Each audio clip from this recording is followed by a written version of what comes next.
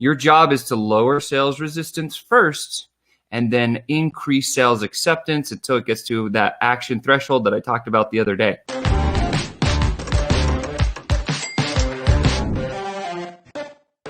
Good morning, Sales Ascender. I hope you're doing well today. Super excited for you to be here on Thirsty Thursday. I'm so excited.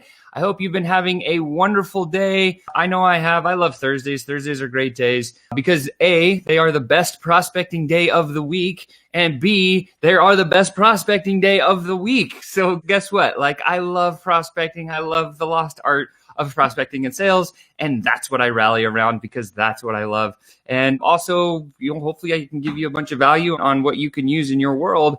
So today's question is a great one. It actually comes from a guy named Ron T. By the way, if you get any value out of what I'm sharing with you today, please smash that love button or that thumbs up. And definitely share this to somebody that could use it as well. Super excited about that. But Ron T says this. He says, Sean, I heard the term sales acceptance, but I'm not sure what it means. Have you ever heard of this term, and how can I use it in my sales? Well, Ron, I'm so excited that you asked this question because literally this is something that I learned quite some time ago, and I think it's a great refresher. It's more theory than it is actual sales tactic or practic, but it's important to know kind of what it means. So in any sale, when you're speaking with a prospect, there's these two levels. So if you think about a thermometer, right? Like when a thermometer gets all the way to the very top, it's at 100.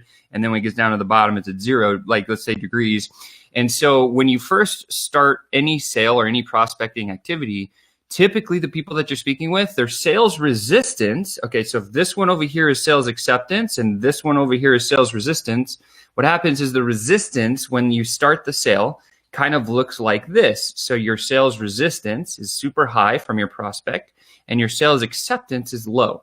Now, the process in the sales call or how you're talking with them, eventually what happens is your job is to lower sales resistance first and then increase sales acceptance until it gets to that action threshold that I talked about the other day. And so that's like if there's levers in a sales conversation, again, your sales resistance is here and your sales acceptance is here.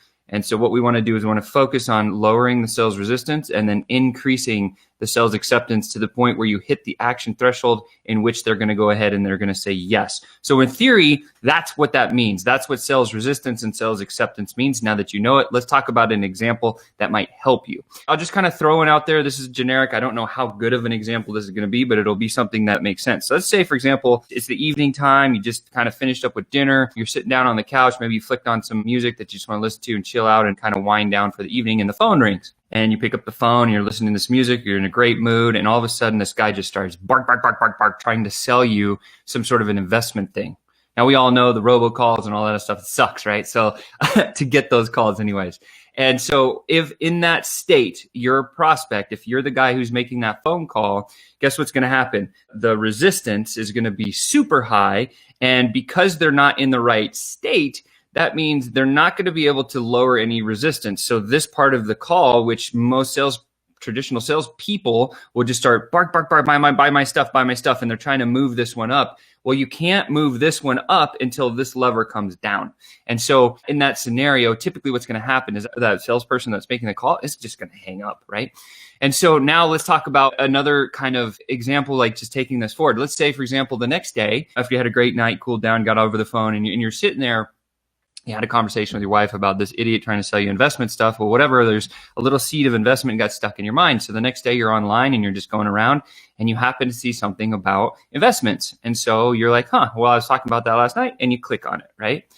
Just that seed of investment in your mind from the night before, that's going to start lowering that resistance lever just a little bit, right? So now you're sitting here as the prospect and you're looking online and you're like, okay, cool.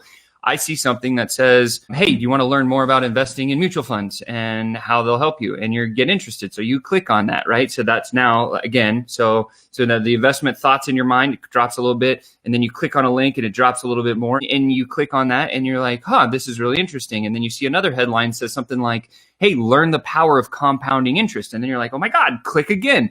And you go and you start reading more and more information about this. Now, our sales resistance lever is just kind of continually coming down. Okay. Now you're reading about the power of compound interest. Guess what?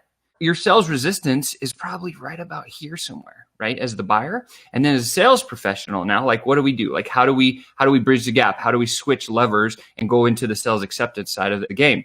So then you're looking at this website and you're like, oh my gosh. And all of a sudden your phone rings and you pick it up and it's the same company that you're looking at online. Yeah, I was just looking at this.